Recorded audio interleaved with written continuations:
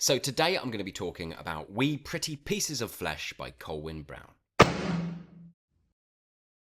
Born and raised in Doncaster, or Donny, this is Colwyn Brown's debut novel. I have to say big thanks to Ben Reeds for putting me onto this one. It was in his Booker predictions video, which if you haven't seen, go check it out. But he said that he thinks this one not only will be longlisted, not only will be shortlisted, will be the winner. And I saw a little sparkle, everybody, a little bit of joy in Ben's eyes when he was talking about this one. And now, me and Ben sometimes differ on our opinions on books. Some things he absolutely loves that I've absolutely hated. But that's just the way the cookie crumbles, everybody. But that doesn't mean I don't respect Ben's point of view, and that doesn't mean that in some instances our tastes have aligned quite a lot. So, either way, thanks to Ben for putting me onto this one. Let's talk about it. First things first, the themes. The thing that this entire novel is really about, at the heart, the beating heart of this novel, it is about friendship and female friendship. We then have growing up, coming of age, and trauma. And finally, we have class and identity. What's it about? We follow three girls, Rachel, Shaz, and Mel, who meet at the age of 11 and seem to form this unbreakable bond. The novel jumps around a lot. We jump to them in their 30s, we jump back to them being quite young, but we mainly spend most of the novel kind of in their teenage years. I would also like to add in that Doncaster, Donny, and Yorkshire is pretty much a fourth character within this novel. In fact, the entirety of this novel is written in that kind of Yorkshire dialect. And that kind of Yorkshire dialect does give a kind of like a vividness, a sort of rhythm, a bounce to the way that you read this story, and it just absolutely adds to the authenticity of the voices of these three women. Plot-wise, this is a very limited novel. It is all about these characters, the growth of these characters, and understanding the characters in this location and their friendship and their own individual identities and the way that they deal with class.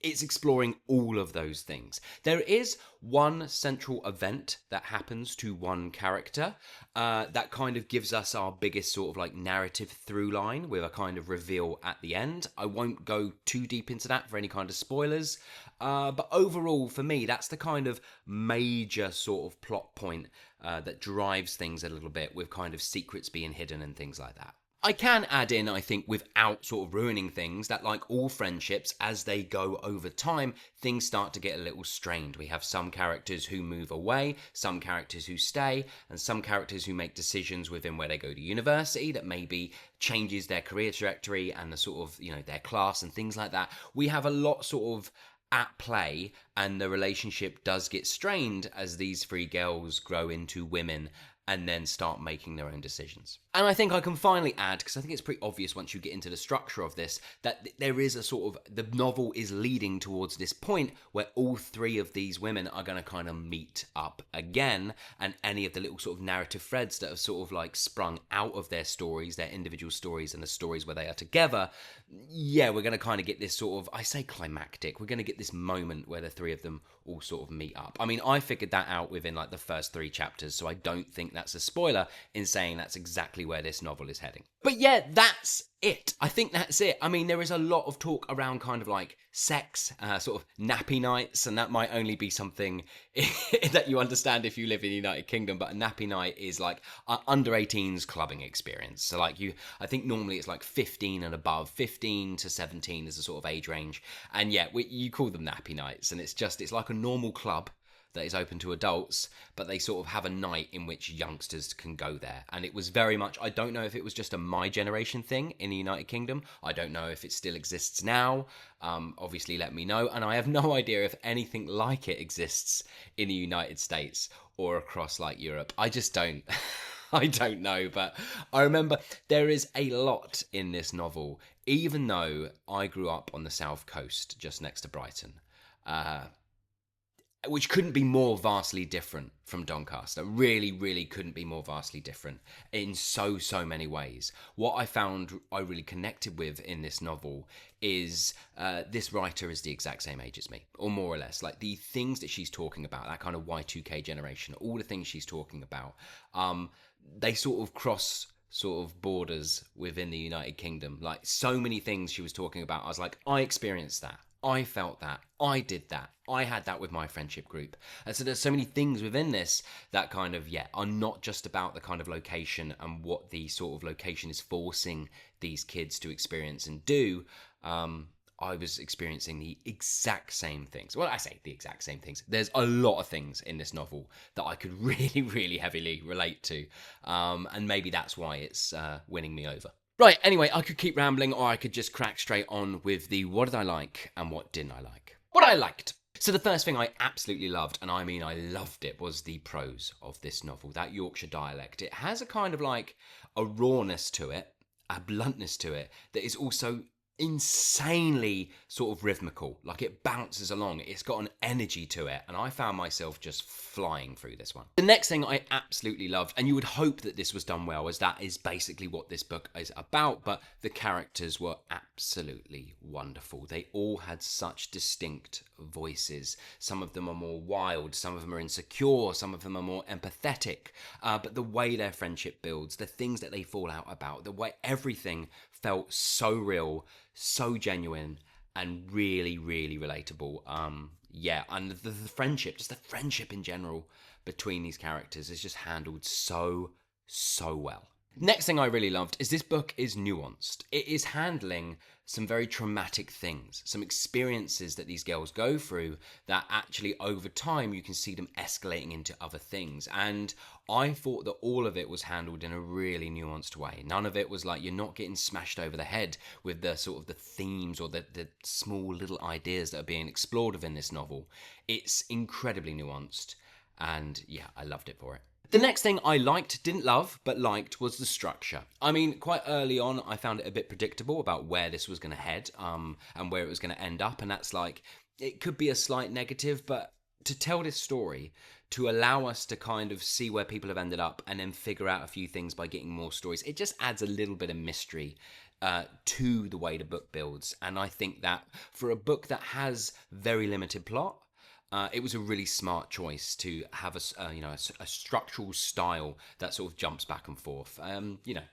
Some people might think it's a bit lazy because you can deliberately leave things out and build that mystery in, but for me, it really worked in this one. And the next thing I really liked is the way that Doncaster is brought to life. I thought it was really, really vivid, really wonderfully done. I felt like I was there. It has been a while. I've been to Doncaster twice. I've performed there twice, but it's been about 10 years since I've been to Doncaster. The closest I've got is Wakefield, I think, so within the past couple of years. But anyway, I just thought it was brought to life beautifully, this sort of post-industrial sort of Doncaster and the kids in it and how they're inhabiting that space. I thought it was done really well. And the final thing I really liked is that this novel is thematically rich. It doesn't overdo it, but what it is exploring, it does it with real depth, real maturity, and real clarity. I don't know, I'm struggling to think of a debut that I've read of recent years. Maybe I've read a couple, but definitely not this year. That is so self-assured, that is so in control and knows exactly what it wants to say, how it wants to say it, and what it's trying to do.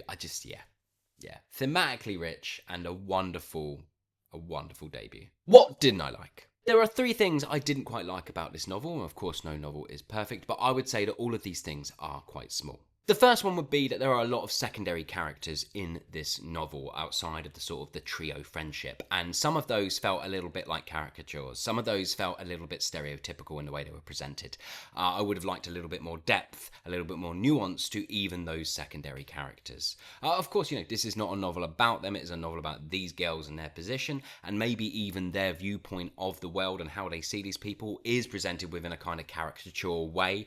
But for me personally, just a little bit more sort of depth and nuance to those secondary characters would have strengthened this novel. My second issue, and this is my biggest one, is that I found there were some pacing issues. As much as I flew through this one, I did find that the middle section with the girls as teenagers felt like it was repeating itself a little bit. The momentum felt a little bit uneven, and some of the stories that were being talked about felt a little bit samey. They all had their own distinct flavour, but we spend a lot of time on the teenage years with like raves and partying and going with friends and they just, it just, for me personally, got a little bit samey. I can see someone justifying the need to have that to show that there was nothing else to do, to show that these experiences are all these kids had, and this is just all they had to do at that time, and I do get that.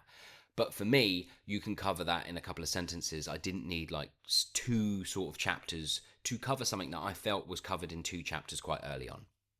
But, overall, that was the major thing bringing this book down for me, but it's not really a big one, and those stories were still interesting and engaging. And my final dislike is that some of the plot threads go unresolved. It's not a biggie, it's not massive, as I said, it's only a small little negative, and as within our own lives, there are some stories that are started and we never get resolutions to them. People just fade and things just happen and there's no real kind of like conclusion to them.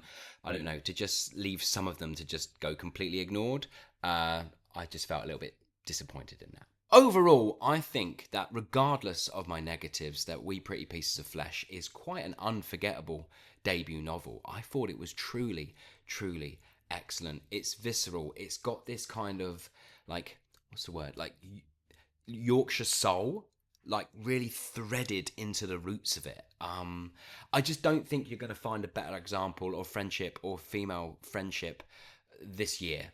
Let's say, I mean, I could go even further than that, but I think like this will, if you're looking at a novel about friendship, this just handles it so beautifully and so nuanced. I thought it was, really, really excellent. I'm going to give this novel 4 stars out of 5. I thought it was excellent, everyone. I really did. And I didn't have this as a negative because it felt wrong to put it down. But I will say, if you've been following this channel for a while and you know my reading habits, I normally require a novel that has a lot more plot than this one does. But this novel isn't striving to do that. And I actually think for achieving its goals, achieving what it's trying to explore thematically, this novel does everything it needs to with the plot that it gives us. I just personally require a bit more plot in the novels that I love to give something 5 stars.